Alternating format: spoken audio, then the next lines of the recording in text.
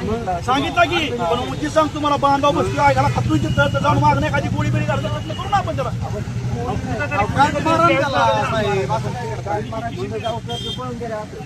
गेलो गेला तरी काही आता तुम्ही काय गॅरंटी घेतली का की आता हे कुणाला खाणार नाही कुणाला धरणार नाही? एसीएफ येऊन गेला ऐकून घ्या एसीएफ येऊन गेलेत त्यांनी काही कारवाई केली नाही नुसती नाही करू करू आणि असं नुसतं डेपो आलं पाहिजे डेपो आलं टीम बोला चेअर तिथे पकडलं जातं साहित्य आलं नाही तिथलं नरभक्ष 8 महिने 40 पेक्षा जास्त रेकॉर्ड एखादी ह्याला मनुष्यहानी झाली ना तर आंदोलन सुधारण पण आणि कुणाला कोण देणार आहे आपण? बारामती तालुक्याच्या खांडस गावात गेल्या काही महिन्यांपासून म्हणजे 8 ते 9 महिन्यांपासून बिबट्याचे हल्ले सुरू आहेत. शेळ्या मेंढ्या जनावरांवर बिबट्याने हल्ले केलेले आहेत. गेल्या अनेक दिवसांपासून नागरिक दहशतीखाली आहेत आणि सातत्यानं वन विभागाकडे या संदर्भात प्रयत्न करतायत, विनंती करतायत, मिनतवाऱ्या करतायत. या संदर्भात वन विभागावर देखील मोर्चा काढून झाला पण फरक काही पडला नाही आणि बिबट्या काही हातात सापडला नाही.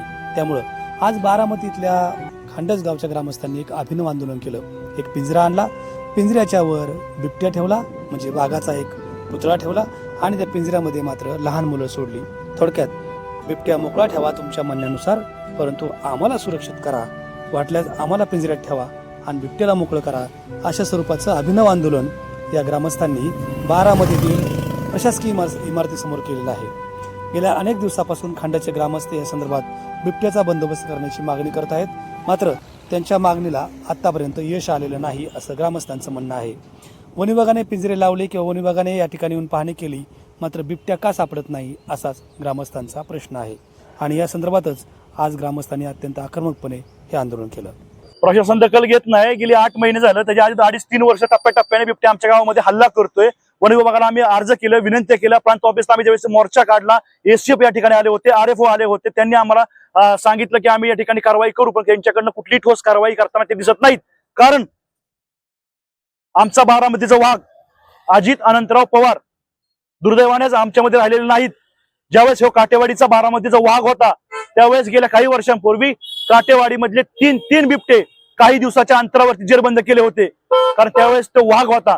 म्हणून आज तुमच्या सगळ्यांच्या माध्यमातून त्या वाघाच्या वाघिणीला, त्या वाघाच्या बछड्यांना, वाघाच्या बहिणीला, वाघाच्या पुतण्याला, वाघाच्या चुलत्यांना आम्ही विनंती करतोय की प्रशासनाला सांगा की या ठिकाणी आमची पोरं भयभीत आहेत, आमच्या पोरांनी स्वतःला कोंडून घेतले, शेतकरी अडचणीत आहे, माता भगिनी अडचणीत आहेत, सगळा आणि उभ्या जगाचा पोशिंदा जर का घरात जर का दार लावून बसला उद्या खायचं काय याचाही विचार करा. या सगळ्यांनी याची दखल घेतली पाहिजे.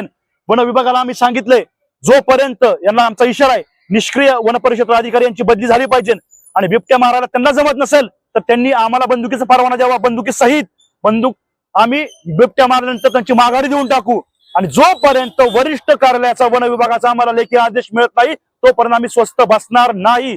आणि आजपर्यंत 50 पेक्षा जास्त रेकॉर्ड वरती हल्ले आणि रेकॉर्डवर नसलेले म्हणजे कुत्र्यांचे कोल्ह्यांवरती झालेले हल्ले ते वेगळे आहेत.